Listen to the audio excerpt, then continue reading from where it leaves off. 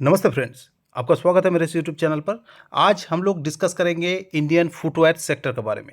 जी हाँ फ्रेंड्स, आज रिलैक्सो अच्छा खासा गिरावट में आया है और अपना 52 वीक लो का आसपास काम कर रहा है। ऐसे में बहुत सारा रिटेल इन्वेस्टर का कंसर्न हो गया, सर रिलैक्सो में क्या करें, क्या ऊपरी लेवल से बाय करके रखे हैं तो अभी बेच के निकल जाएं, क्या नीचे लेवल में एक्यूमुलेशन करके चल सकते हैं, क्या कोई स्विंग ट्रेडिंग अपॉर्चुनिटी है या नहीं है, लॉन्ग टर्म के लिए इन्वेस्टमेंट करना चाहिए नहीं करना चाहिए, एवरीथिंग डिटेल में चर्चा करेंगे फ्रेंड्स।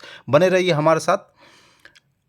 चैनल में नए आए हैं तो लाइक शेयर एंड सब्सक्राइब करके चलिए, ताकि आने वाला हर वीडियो का नोटिफिकेशन आपके पास आए और ऐसे एनालिसिस का आप फ़ायदा उठा पाए। तो चलिए रिवील करते हैं आज का इंडियन फुटवेयर सेक्टर को। आप देख सकते हैं कि India is the second largest producer of footwear after China. China number 1 पे है, देन इंडिया सेकंड नंबर पे है। ठीक है, फुटवेयर एक एसेंशियल प्रोडक्ट है, इसको हर बंदे को चाहिए, हर घर में चाहिए, हर जगह यूज़ होते हैं। ठीक है, घर में जितना भी बंदे हैं उतना पेयर चाहिए, बल्कि अलग अलग तरह का चाहिए। ऑफिस जाने के लिए अलग, घर में पहनने के लिए अलग, नॉर्मल काम के लिए अलग, ऐसे बहुत सारा कैटेगरी में आप डिवाइड इनको कर सकते हैं। और मिनिमम से मिनिमम एक बंदा 3 to 5 पेयर तक यूज़ कर लेते हैं। ठीक है, तो ये जो सेक्टर है ये कितना बड़ा सेक्टर है इसको आप समझिए। पहले revenue generated in the footwear sector जो है US बिलियन डॉलर में देखेंगे तो 26 US बिलियन डॉलर तक इन्होंने रेवेन्यू जनरेट किया 2024 में। ठीक है, it is expected that market will grow annually 4.85%। पूरा जो मार्केट है 5% का आसपास ग्रो कर सकता है CAGR में 2024 से लेकर 28। तो ये एक अच्छा खासा एक्सपेक्टेशन है ग्रो करने का। ठीक है, what is the future of the Indian footwear sector. ठीक है, expected to reach 90 billion dollar by 2030। अभी करंटली कितना है 26 बिलियन डॉलर, तो 26 से 90 बिलियन डॉलर तक जाने का उम्मीद है। मतलब लगभग 4 गुना आप मान लीजिए। तो यहाँ से पूरा सेक्टर अगर 4 गुना होने का चांस है विद इन 6 ईयर्स, तो आपका पैसा भी उस हिसाब से ग्रो होने का पोटेंशियल रखता है। What is the scope, scope आप पढ़ सकते हैं यहाँ से। The footwear industry has a promising and growing scope. कोई प्रॉब्लम नहीं है, इसका चाहिए चाहिए। और ये यूज आइटम में आते हैं, एक बार खरीद लिया तो पूरा ज़िंदगी नहीं निकलने वाला है, 3 महीना 6 महीना साल भर में आपको रिप्लेस करना ही पड़ता है ना। तो रेकरिंग डिमांड इनमें रहेगा बना हुआ। India is one of the largest producer and consumer of footwear of the world. Produce भी करता है, कंज्यूम भी करता है और विदेश का मार्केट में एक्सपोर्ट भी करता है। आगे जाके हम इनको भी देखेंगे। And the industry is expected to reach 15 billion dollar by 2023 and compounded annual growth 8.8%। ठीक है, तो एक अच्छा खासा ग्रोइंग सेक्टर आप इनको मान के चल सकते हैं फ्रेंड। अगर आप मार्केट कैप वाइज देखेंगे तो मेट्रो ब्रांड अभी रिसेंटली लिस्ट हुआ, ये नंबर 1 में आता है। सेकंड में रिलैक्सो, देन बाटा, देन कैंपस। ये 4 बड़े स्टॉक मार्केट कैपिटलाइज हुआ है। इस हिसाब से और भी छोटे मोटे स्टॉक है। अगर पूरा सेक्टर को समझने की कोशिश करेंगे तो देखिए, India is one of the largest footwear industry in the world. ठीक है, be it in terms of production or consumption. Our country is leading both of these charts. Due to increasing disposal of income, fashion trends and consumptions, there has been consistent surge demand footwear. Due to persistent demand, popularity and scale of growth, footwear stock in India have been driving an attention to avoid stock market. ठीक है, तो एक अच्छा खासा growth इसमें है। अगर outline आप देखेंगे, role in the footwear industry across the globe, it has been exhibit a perfect mix of traditional craftsmanship and modern manufacturing technique. The sector has been bifurcated to leather, non-leather footwear, primary dominated by the former. ठीक है, इसमें बहुत सारा category अभी जुड़ गया नया। ठीक है, सैंडल, स्पोर्ट्स शूज़, ठीक है, flip flop, season wise boots, इस टाइप का वेरियस टाइप ऑफ कैटेगरी जुड़ गया है। इस वजह से एक अच्छा खासा डिमांड बना हुआ है। हमारा भारत का जो जगह है प्राइमरीली आगरा, पंजाब, कानपुर, चेन्नई, ये की प्रोडक्शन हब है हमारा फुटवेयर का। Also the primary exporter of majority Europe and US market. तो ये भी एक ग्रो होने का कारण है कि मैक्सिमम हम लोग यहाँ से एक्सपोर्ट भी करते हैं, है ना। तो इसलिए कर पाते हैं क्योंकि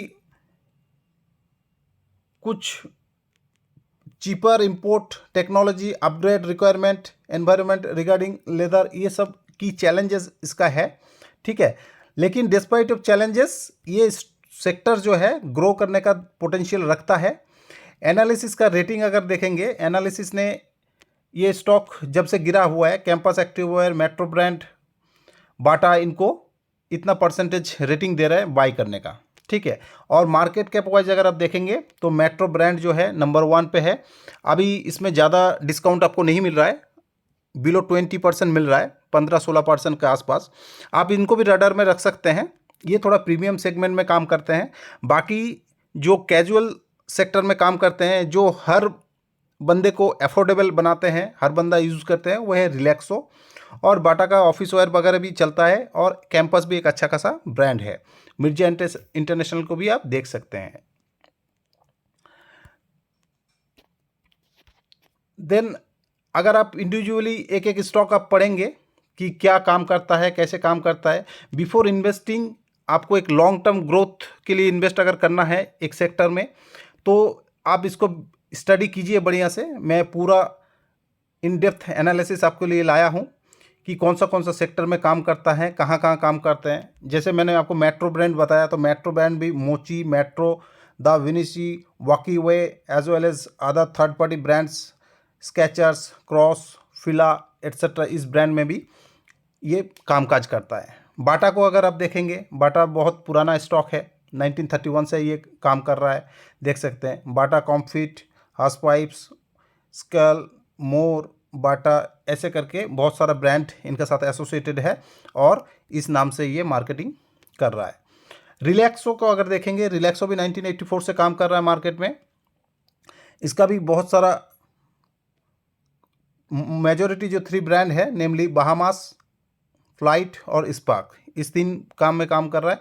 बाकी वेरियस टाइप ऑफ प्रोडक्ट्स ये लाया है, including flip flop, sport shoes में भी आ गया, सैंडल में भी आ गया, स्लीपर्स में भी है, ठीक है।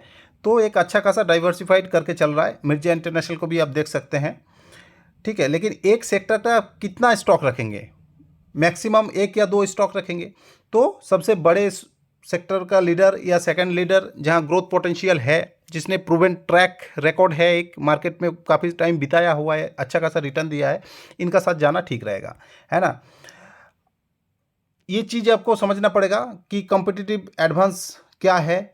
अगर इस स्टॉक में आप निवेश कर रहे हैं तो स्टॉक का फाइनेंशियल परफॉर्मेंस कैसा रहेगा, ठीक है। क्या स्टॉक खुद अर्निंग कमा पाएगा, नहीं पाएगा, खुद अर्निंग कमाएगा तभी तो आपको देगा। इनका ब्रांड स्ट्रेंथ कैसा है, रेपुटेशन कैसा है, मार्केट को एक्वायर कर पा रहा है, नहीं कर पा रहा है, मार्केट में अच्छा रेपुटेशन बना रखा है, नहीं रखा है, डिस्ट्रीब्यूशन चैनल कैसे हैं, हर जगह, हर मोहल्ला, हर गली तक पहुंच पा रहा है, नहीं पा रहा है, सप्लाई चेन, मैन्युफैक्चरिंग, ठीक है। तो ये सब देख के समझ के फिर आपको कंसीडर करना चाहिए और डिसीजन लेना चाहिए। Should you invest footwear stocks, आपका क्या है, इसमें इन्वेस्ट करने का मोटिव क्या है। The footwear industry heavily depends on fashion trends, customer preference and seasonal demand. Though it has been scaling, some setbacks are always likely to come in the way, hence you have to keep interest, ठीक है, performing well in stock market, ठीक है। Footwear company अच्छा खासा काम कर रहा है मार्केट में, आप देख सकते हैं, लेकिन आपका रिस्क का अकॉर्डिंग आपको डिसीजन लेना चाहिए फ्रेंड, ठीक है। इसमें मेरा बाय सेल का रिकमेंडेशन नहीं है, आपको अपना रिस्क एपेटाइट के हिसाब से डिसीजन लेना चाहिए। What is the future of footwear industry, ठीक है। The global footwear market was valued by $409 billion 2022 में, and projected to reach $7 to $5 billion by 2032। मतलब 10 साल में डबल पोटेंशियल आप मान सकते हैं इसको लगभग, ठीक है। तो 10 साल में ये डबल होने का पोटेंशियल पूरा मार्केट को दिख रहा है।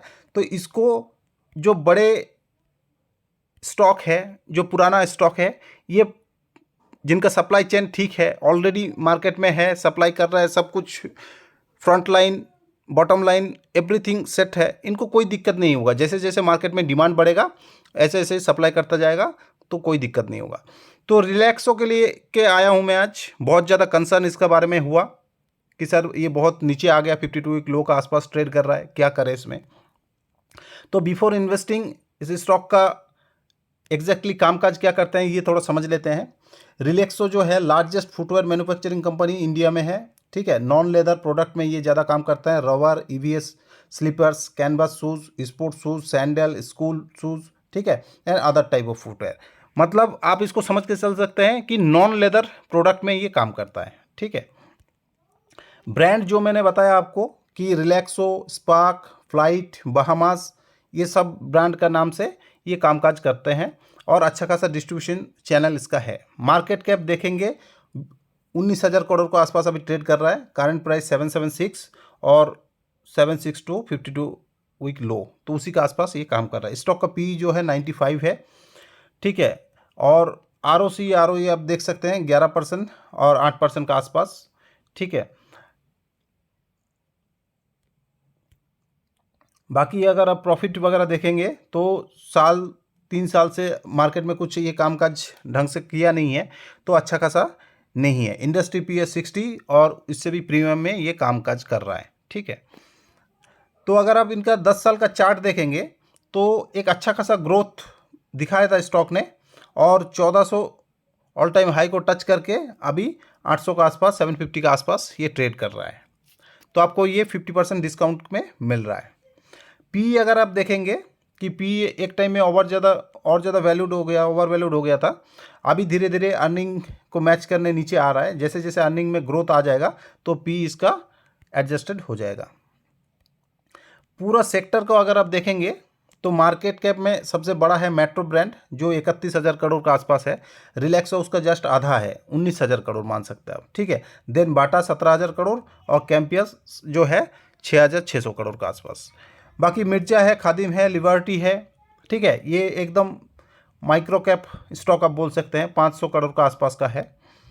लेकिन मेजर जो फैक्टर आपको करना चाहिए रिलैक्सो को करना चाहिए, क्योंकि रिलैक्सो एक अच्छा खासा मल्टीबैगर रिटर्न दिया है इससे पहले, और कैंपस को भी आप बोल सकते हैं नीचे लौट रहा है 50% के ऊपर, इसमें भी डिस्काउंट चल रहा है। तो चलिए फ्रेंड आगे देखते हैं रिलैक्सो किस हिसाब से रिजल्ट दिखाया है। सेल्स इसका देखिए दिसंबर 2021 में 744 करोड़, दिसंबर 2022 में घट गया है, और दिसंबर 2023 में दोबारा 700 करोड़ का आसपास टच कर रहा है ना। तो पूरा सेक्टर में ही प्रॉब्लम है, इसमें एज सच कोई प्रॉब्लम नहीं है। नेट प्रॉफिट जो था 70 करोड़ था, गिर के आधा हो गया था, और अभी 40 करोड़ के आसपास ये दिखा रहा है। अर्निंग पर शेयर 2.82 था, अभी 1.55 दिखा रहा है, ठीक है। Overall year on year profit अगर आप देखेंगे 1600, 1900, 2200, 2400, 2300, 2600, 2700 ऑल टाइम हाई तक अचीव कर लिया है। अभी ट्रेलिंग 12 मंथ में 29 करोड़ तक चल रहा है। तो प्रॉफिट सेल्स जो है, सेल्स ट्रेलिंग 12 मंथ में ऑल टाइम हाई को अप्रोच कर रहा है, ठीक है। नेट प्रॉफिट आप देखेंगे 66 करोड़ कमा रहा था, ठीक है। 3-4 साल में डबल हो, 161 हो गया, 226 हो गया, 292 हो गया, 233 हो गया, 154, 202, ठीक है। तो एक अच्छा खासा ग्रोथ आपको दिख रहा है, विजिबिलिटी है ना। लेकिन जब आप सेल्स देखेंगे, कंपाउंडेड सेल्स ग्रोथ 10 साल में 11% के आसपास, ठीक है। 5 साल 3 साल में थोड़ा सा कमी दिखाया है। प्रॉफिट ग्रोथ में भी वही दिख रहा है आपको, लेकिन स्टॉक प्राइस CAGR देखिए 10 साल में 27%, 5 साल में 15%, 3 साल और 1 साल में बहुत ही ज़्यादा नेगेटिविटी चल रहा है अभी, इस वजह से प्रॉब्लम है। रिटर्न ऑन इक्विटी 18%, 15%, जो एक अच्छा खासा आप मान सकते हैं। प्रोमोटर का शेयर होल्डिंग आप देखिए 70% होल्ड कर रहा था, फिर धीरे धीरे जैसे स्टॉक में पिटाई होने लगा है, प्रोमोटर खुद खरीद रहा है स्टॉक को 71%, 71.27%, ठीक है। FI को आप देखेंगे, FI बेच के निकल रहा है धीरे धीरे, ठीक है। DI को आप देखेंगे 7%, 7.43 करते करते 8.86, मतलब DI ने भी अच्छा खासा स्टॉक बढ़ाया है। बेच कौन रहा है? बेच पब्लिक 19%, देन गिरते गिरते 16.47%।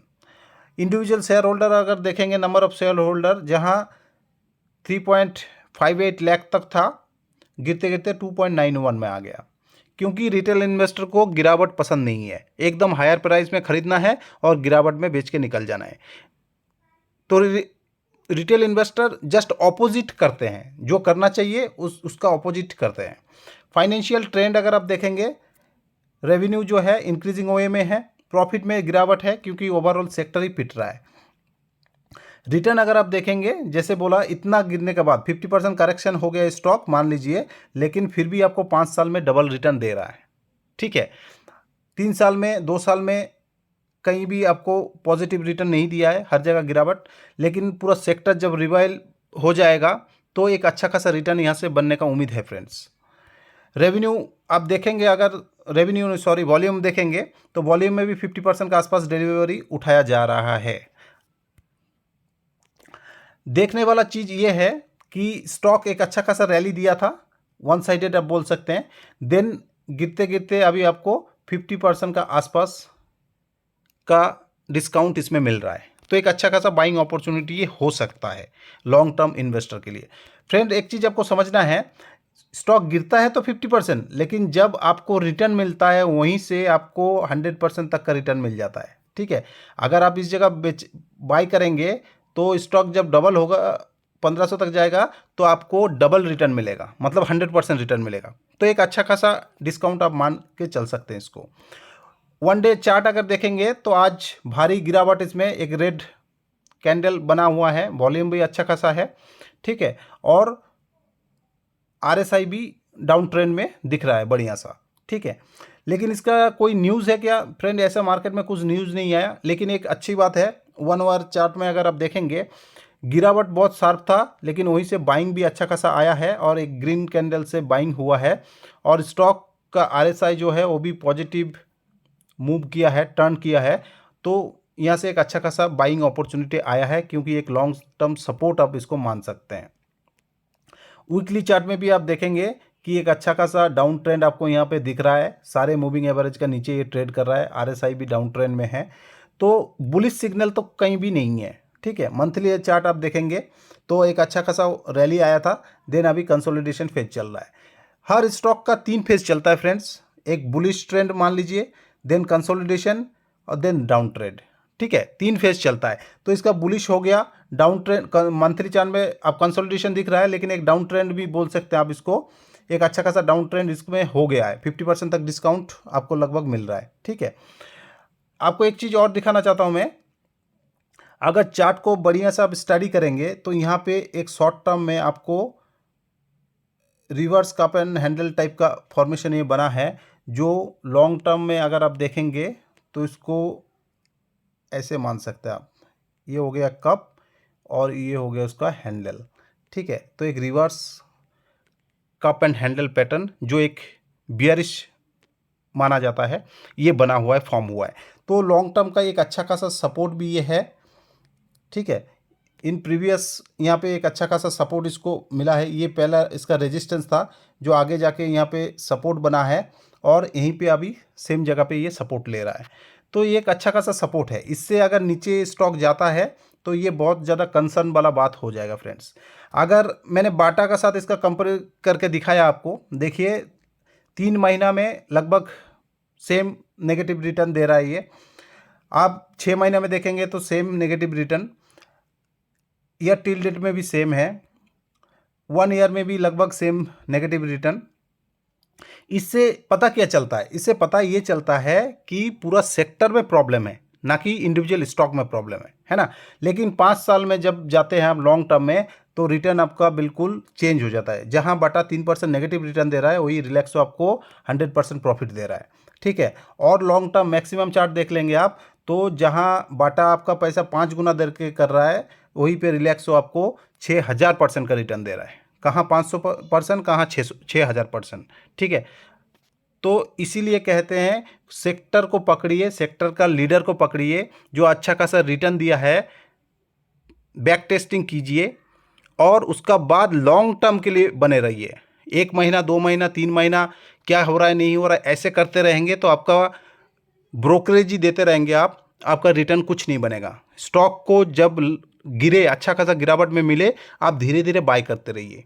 आप कितना पैसा लगाएंगे? Maximum 10,000, 20,000, 1 lakh. Promoter continue 70% stake रखने के बाद भी बढ़ा रहा है। क्या प्रोमोटर से ज़्यादा स्टॉक कोई होल्ड कर रहा है क्या? इस चीज़ को आप समझिए। बिफोर इन्वेस्टिंग अपने आप को आप पूछिए कि ये स्टॉक, ये सेक्टर ग्रोइंग होने वाला है, नहीं होने वाला है। आपको खुद को आप पूछेंगे तो आपको आंसर मिल जाएगा। इनका डिमांड बना हुआ है, नहीं बना हुआ है, आगे जाके आदमी चप्पल पहनना छोड़ देगा या कंटिन्यू करता रहेगा, आपको सब कुछ आंसर मिलता रहेगा। बस आपको चाहिए तो कन्विक्शन चाहिए। एक बार आप बाय कर लीजिए स्टॉक। जब भी आपको ऑल टाइम हाई से 20%, 25%, 50% डाउन में मिले, आप इकट्ठा ना लगाइए, धीरे धीरे एसआईपी मोड में बाय करते रहिए और लॉन्ग टर्म होल्ड करते रहिए। तभी आप फाइनेंशियल फ्रीडम को अचीव कर पाएंगे, तभी आप कंपाउंडिंग का मजा उठा पाएंगे। आज खरीद लिया, कल 10% लेके बेच दिया, कल 20% लेके बेच दिया, इसमें आपको पता ही नहीं चलेगा कि आपने कितना बड़ा नुकसान कर दिया, टाइम का यूज़ नहीं किया सही से। तो आई होप, आशा करता हूँ फ्रेंड्स कि आपको समझ में आ गया इसमें करना क्या है। आप अपना रिस्क प्रोफाइल अनुसार अकॉर्डिंगली काम कर सकते हैं। फाइनेंशियल एडवाइज़र है तो उनका राय लेके काम कीजिए। मेरा इसमें बाय सेल का कोई रिकमेंडेशन नहीं है फ्रेंड्स, बस आपको सीखना है। इस वीडियो को एजुकेशनल पर्पस के लिए लगाइए, पूरा सेक्टर एनालिसिस कीजिए, वीडियो को बार बार देखिए, समझिए और अकॉर्डिंगली डिसीजन लीजिए। ये छोड़ के भी कोई स्टॉक के ऊपर आपका कोई प्रॉब्लम लग रहा है तो नीचे कमेंट कर सकते हैं, उसका ऊपर भी वीडियो लाने के लिए कोशिश करूंगा। डीमैट अकाउंट ओपन नहीं किया, नीचे लिंक दिया रहेगा, demat account and trading account open कर सकते हैं और लॉन्ग टर्म के लिए इन्वेस्ट कर सकते हैं। तो thank you friends, have a nice day.